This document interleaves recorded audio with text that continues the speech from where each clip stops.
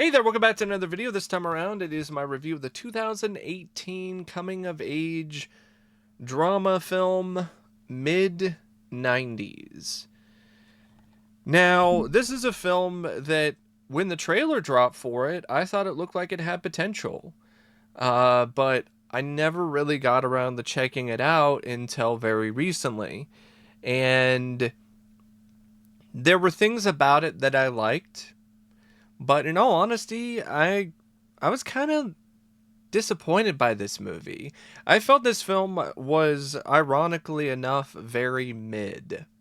A very mid coming of age drama that had some very strong aesthetic value, but not really a whole lot of compelling storytelling elements or characters. It's also a film that has some great needle drops, but it's a movie that for some reason rang pretty hollow for me, despite its attempts to try to be a more moving kind of film. Now, before I get around to sharing more of my thoughts on it, though, I would like to give a special shout out to Radic for requesting this review.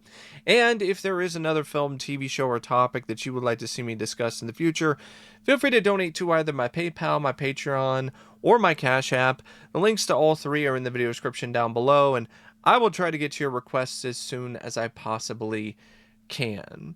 Now, Mid90s is directed by Jonah Hill, and if you're wondering if it's the same Jonah Hill who is known for comedies like Superbad, then it is. It is the same Jonah Hill. This was his directorial debut. And I think for an actor just starting out, it's a fine enough debut. I think he did a decent job. I don't personally feel his direction is technically tremendous on really any level. I think it's fine enough for the kind of smaller indie film that this movie is. And I do think he does a good job for the most part evoking the feel of the mid-90s and creating this rather immersive slice of life kind of movie about a group of skater kids in the 90s. But beyond that, this isn't really that impressive of a film visually. Like, there's some moments where it's got some nice looking shots. There's some good wide shots. But a lot of the framing of the shots is kind of just not that powerful or not that interesting. It's the kind of framing that's very just meh and not really mesmerizing, and neither is a lot of the other shot selection that he has. There's some top-down shots, maybe some POV shots, but a lot of it is just very standard looking. And I think part of that is he wanted it to look more like a gritty, realistic, kind of almost documentary style film. But because of that, there are some moments visually where it's not that vivid and it's not that striking. And I think in some ways, with this particular story and these characters and this cast, maybe a director who had more experience could have gotten more out of this film visually. But as it is, it's not a detriment. It's not necessarily something that holds this film back too much. So I think Jonah Hill did an honorable job overall with this film directing wise. It's not an impressive directorial debut for me, though. Even though he shot it on super 16 millimeter film stock and so on and so forth. Directing wise is not really the kind of film that like pops out at you when it comes to a director's work. Now, Jonah Hill also wrote the film, and to me, the script is easily this film's biggest overall flaw. And really the main reason why I'm just very mid on this movie. Like, I just think that it's just okay despite its potential. Because this film clearly is trying to be a slice of life movie about these skater kids at different ages in the 90s, but then it's also trying to be a coming of age movie. And I don't really think it's that effective at being either one because it's trying to be both of them at once. Uh, and it definitely has a weird overall kind of vibe to it that also affects the movie. Like, it has this vibe of serious, almost after school drama on ABC, but then it's trying to be something like Larry Clark's Kids. And I don't really think those two things mesh that well together. Because the opening is a pretty intense scene of this 13-year-old named Stevie who is being beaten by his older brother in a hallway, and you're like, whoa, okay, this is pretty intense. And then as the film goes on, it has these varying degrees of intensity, but it seems like it never fully commits to it. I'm not really a big fan of Kids. I have reviewed that film on my channel as well. But I will give the film this. That film was consistent when it comes to its intensity. That film was like, yeah, we're going to be really intense. We're going to go all out with this. We're not going to pull back. We're not going to hold any punches. This feels like it's trying to be in that vein, but it's also holding back. And I don't think it works that well when you're holding back. So this kid named Stevie, who's 13, but the kid honestly looks like he's 8 or 10 because of just the way that the actor looks. He is having a rough time at home. His mom is basically working all the time and is rarely there, but when she is there, she's trying to make things work with her younger son and trying to patch things up with her older son, but it's just not working that well. But she's given it her best shot. But the mother is not really that well fleshed out of a character. And that's definitely another thing with this film. The character development is very weak, and I know a lot of people say, oh, well, that's because it's a slice of life movie. Well, it's also trying to be a coming of age film, so it not having enough character depth when it's also trying to be that kind of story, I don't think is necessarily the best idea when it comes to the screenplay. It really also affects the immersion of the film too, because it's hard to really connect with these characters beyond just the surface level.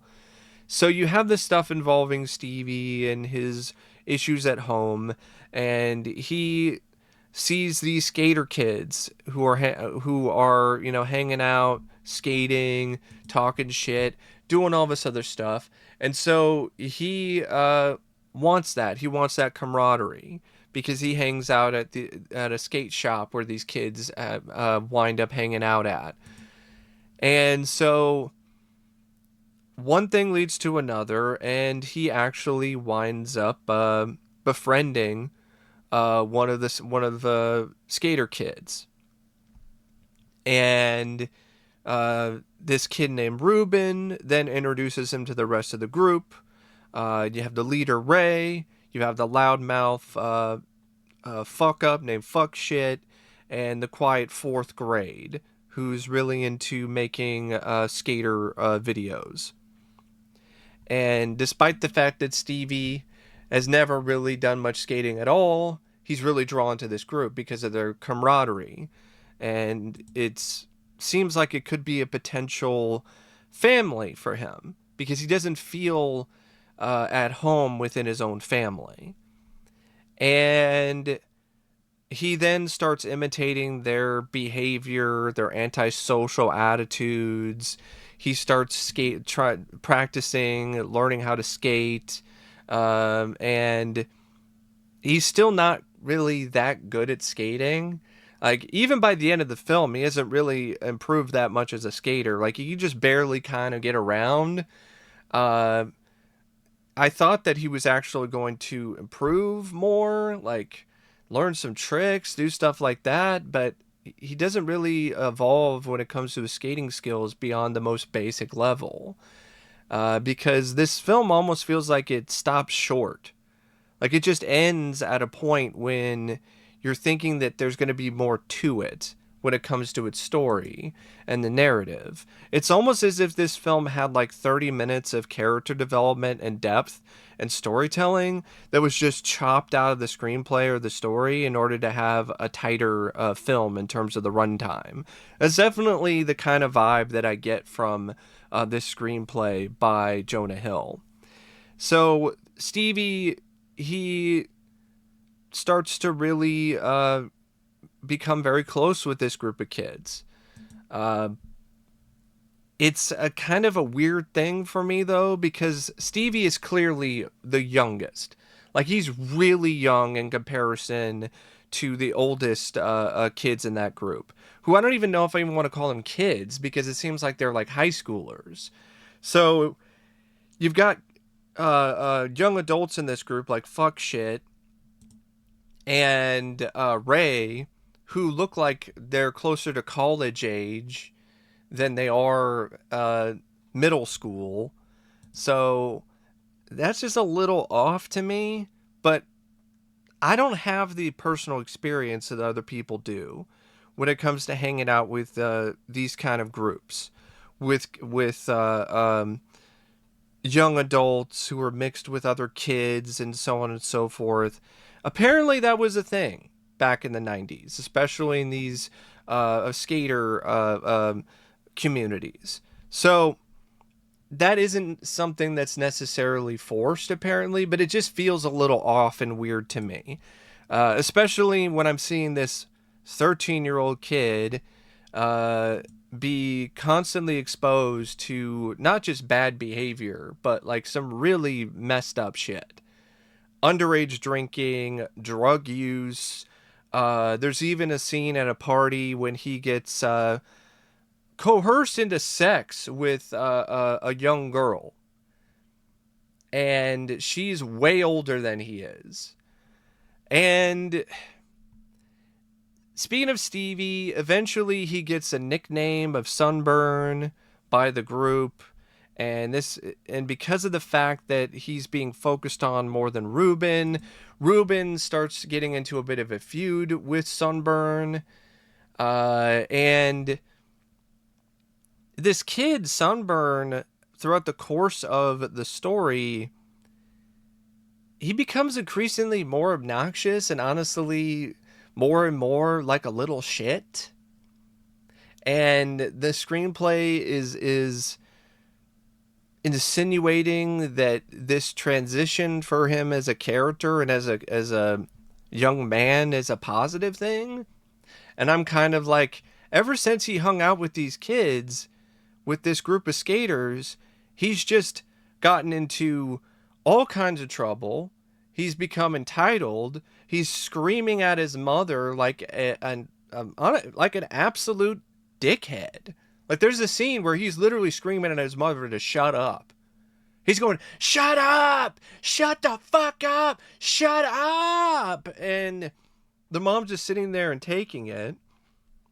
And the kid suffers no repercussions, no consequences for any of that. And the kid, throughout the course of this story, almost dies, not once, but twice. There's one time when he tries to do a jump with a skateboard from one building to the next, and then he falls through the gap and hits his head pretty hard to the point where he's bleeding from the top of his head. And he's lucky he didn't like break his neck or crack his head even further wide open and die right there on the spot. But he takes the hit, and that becomes like a thing for his character. He can take all this abuse, and it's like, okay, I get that. He's resilient, but I mean, to a certain point, the resiliency is not something that negates the stupidity. And I know, yes, he's a 13-year-old kid. I understand that. He's still young. But we don't see the growth for him. You just see this point in his life when he's just rebelling against his parents, or he's joining this group of skater kids and just emulating them and emulating their worst traits too. And yeah, the scenes of him just getting drunk and taking drugs and having sex with this other girl who's older than him, it's very uncomfortable. And it is very realistic, though. I will give Hill credit for not really shying away from the realism of all of that and the toxic masculinity that's represented in the film, and also the dialogue and the dialect between these skaters, because that's how it was. They were saying slurs, they were cussing, they were doing all this other stuff at a pretty young age, and they were being very irresponsible. And eventually, stuff comes to a head where Sunburn and Fuck Shit and all the other skater kids, they get involved in a drunk driving accident. And I will also give Hill credit for this as well. He doesn't go the direction of, oh, one of the kids dies, which is very predictable. Instead, everybody lives. And the only impact that's left from that is Sunburn in the hospital with a broken arm. And this is another part of the film that starts to kind of lose me, though, because all the skater friends of Sunburn have stayed overnight at the hospital, and Sunburn's mom comes in, and instead of tearing into them and then allowing them to see her kids, she just doesn't say anything except, "Oh, do you want to go see my son? If you want to go see him, he's in this hospital room." Almost as if she feels sympathy for this group of friends that Sunburn has. And I understand the logic. Oh, well, she probably made mistakes when she was a kid, all of this and so on and so forth. She realizes that this group of skaters really cares about her son. They stayed overnight at the hospital. I get that, but it just feels so against her character, because earlier in the film she chewed them out at the skate shop after he came home with a head wound. And actually, I don't know if he came. No, it was after he came home late one night, drunk off his ass, and high on God knows what. So his mom, understandably, went to the skate shop and confronted them, and cussed them out, like any good parent would. But then, at the end, it's all like, oh, it's all hugs and it's all great and you guys are awesome. And the only thing that was missing is her smiling, saying how wonderful and great they are. I'm glad Hill didn't really go that far with it, but he almost might as well have, because that's the impression that I get here, with the mom just forgiving and forgetting, despite the fact that fuck shit almost killed her son.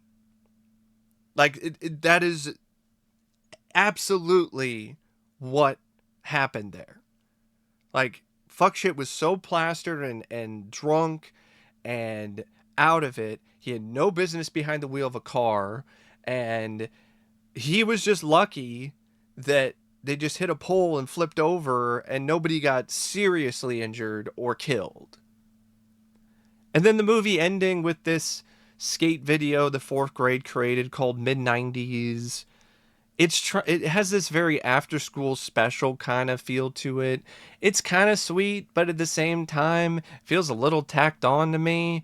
And it's just one of those films where story wise it just feels like it's very thin, but it has its moments of effectiveness. There's a really nice scene between Ray and Sunburn when Ray is talking about, hey, you don't know what's in other people's closets. Like, you might think that your life is fucked up, but there are, other people that could have lives that are way more messed up than yours is. And that provided some much needed depth for a lot of these other characters because you got a glimpse at their home life.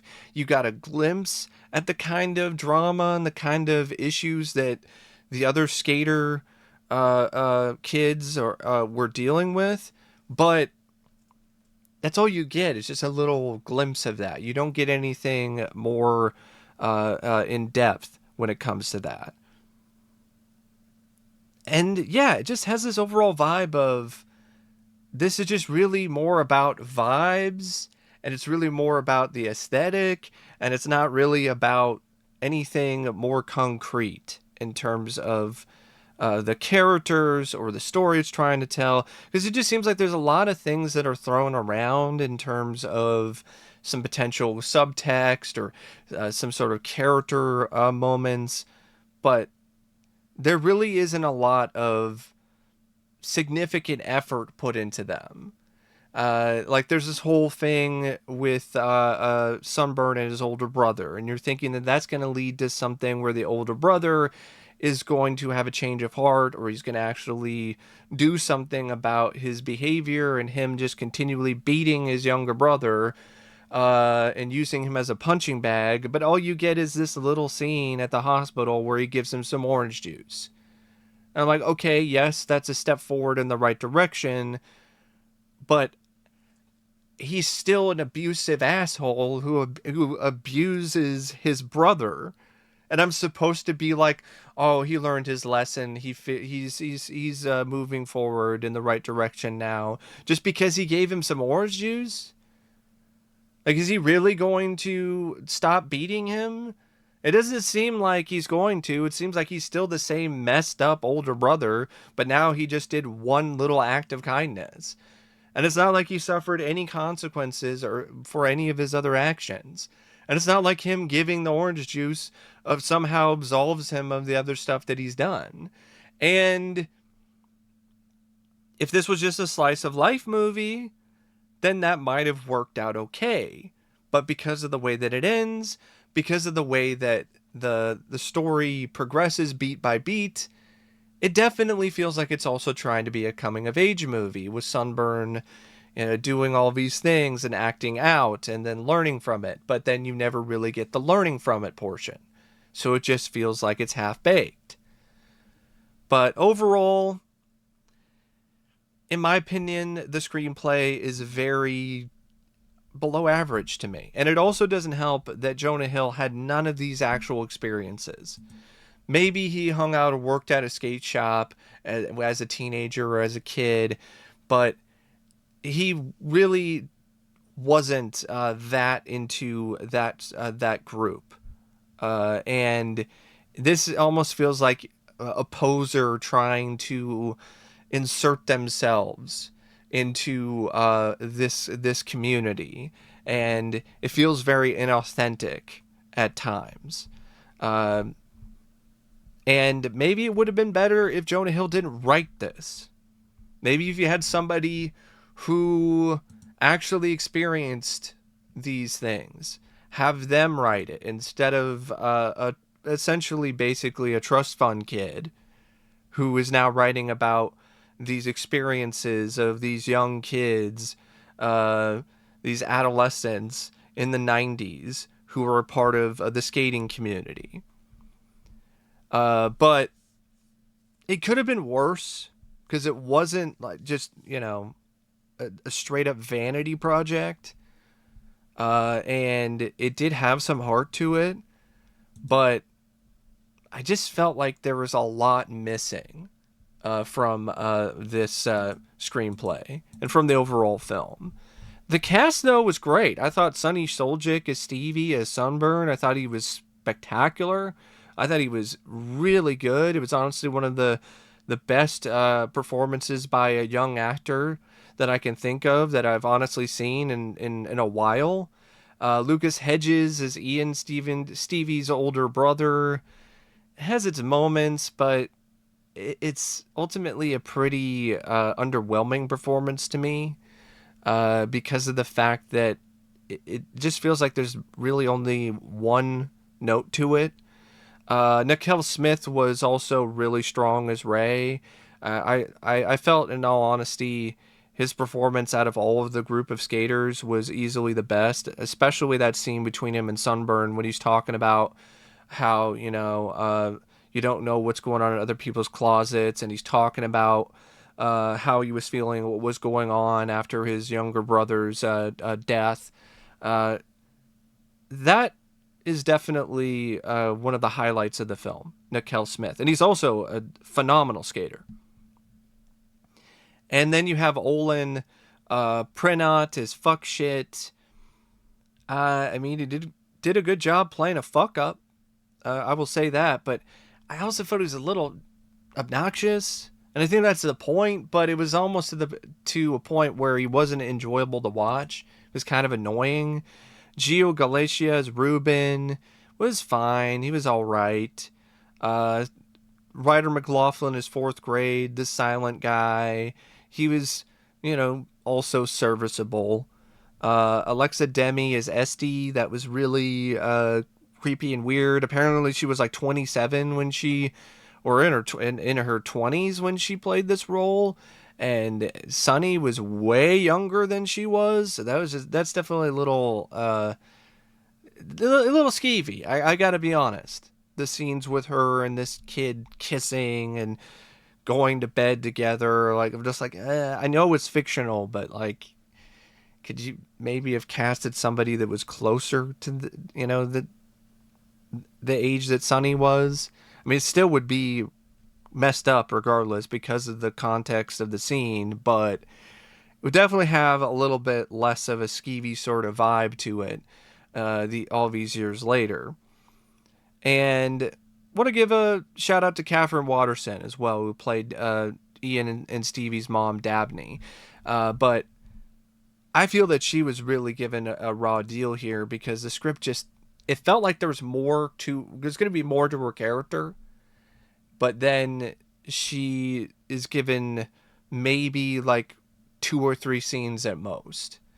She does the best that she can with what she has to work with, but there's only so much she can do in the end. The cinematography by Christopher Blavet, I liked. I definitely felt this film had some good cinematography. Really captured the whole sort of vibe, the laid back, chill vibe that it was going for. There were some shots of the skaters, skating down the middle of the road at night, or doing their different sort of things together, hanging out at skate parks and so on and so forth, that definitely have a nice look and overall visual appeal to them. And I think it's got some pretty decent editing as well by Nick Hui. And the music by Trent Reznor and Atticus Ross is actually quite good, and the needle drops are fantastic. Like, this has a really great soundtrack, but this is just one of those films, though. Despite all of these things that it has going for it, it just feels like too much of a grind in the end, and not the good kind. And it's too bad because I think there were definitely things about this and elements of this that could have led to a genuinely sensational film, or a straight out of the gate masterpiece, but it just doesn't quite get there because I think it's a little too half baked with its ideas and with its characters, and I definitely feel that maybe Jonah Hill just wasn't really the right guy to bring this particular vision to the screen. Um, Somebody who lived these experiences, I think, would have done a much better job than somebody that was essentially an outsider. But anyway, that is my thoughts on mid 90s. And as always, thanks for watching, and I'll see you later. See ya.